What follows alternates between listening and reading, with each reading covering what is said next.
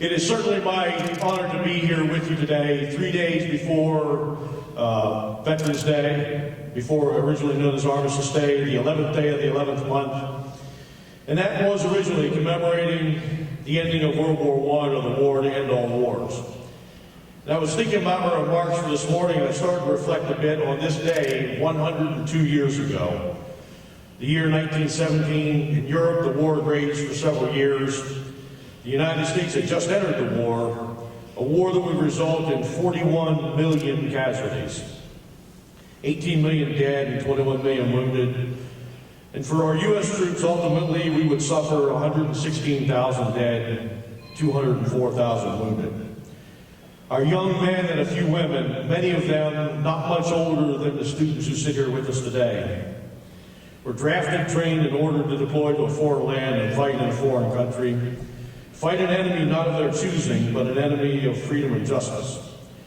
An enemy chosen for them by our elected leaders. These young troops, on a day like today, mainly in France, dug in and hunkered down in trenches and foxholes within sight and hearing of the enemy, awaiting the next artillery barrage, the next fog of mustard gas, the next burst of machine gun fire, the next bayonet assault, the seemingly endless night filled with the whimpers and cries of those who would not see the next sunrise. Frankly, considered in the context of our modern warfare of the last 30 years, the magnitude of suffering and loss is almost inconceivable. We gather today to honor and remember, to reflect on service and sacrifice, and to understand the things that bind us together, all of us, the generations of veterans. We serve for this, they died for this. We hold these truths to be self-evident, that all men are created equal, that they are endowed by their Creator with certain unalienable rights, that among these are life, liberty, and the pursuit of happiness. That to secure these rights, governments are instituted among men, deriving their just powers from the consent of the governed. These words, of course, from our Declaration of Independence.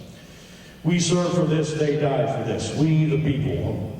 In order to form a more perfect union, establish justice, ensure domestic tranquility, provide for the common defense, promote the general welfare, and secure the blessings of liberty to ourselves and our posterity, to ordain and establish this Constitution, the United States of America. Personal note, I serve because I believe in my country and in her future and in my fellow citizens. I happen to believe that the United States of America is exceptional. I serve because I refuse to see the freedoms earned for all of us by millions of veterans, but by all of those veterans who sit here with us today. I refuse to see them be in vain.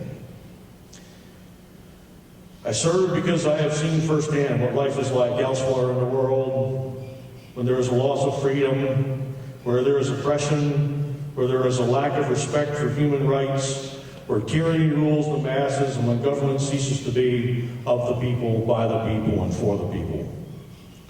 I serve because I believe in the fundamental goodness of the United States and our citizens, and the incredible forethought of our founding fathers to create the charter documents of our freedom.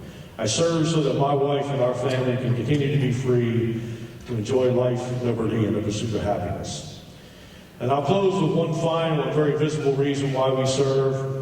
We, the service members of the United States of America, from the colonial militia to the Grand Army of the Republic, to the doughboys of World War I, to the greatest generation of World War II, to the frozen hell of Korea and the sweltering jungles of Vietnam, to those who serve today.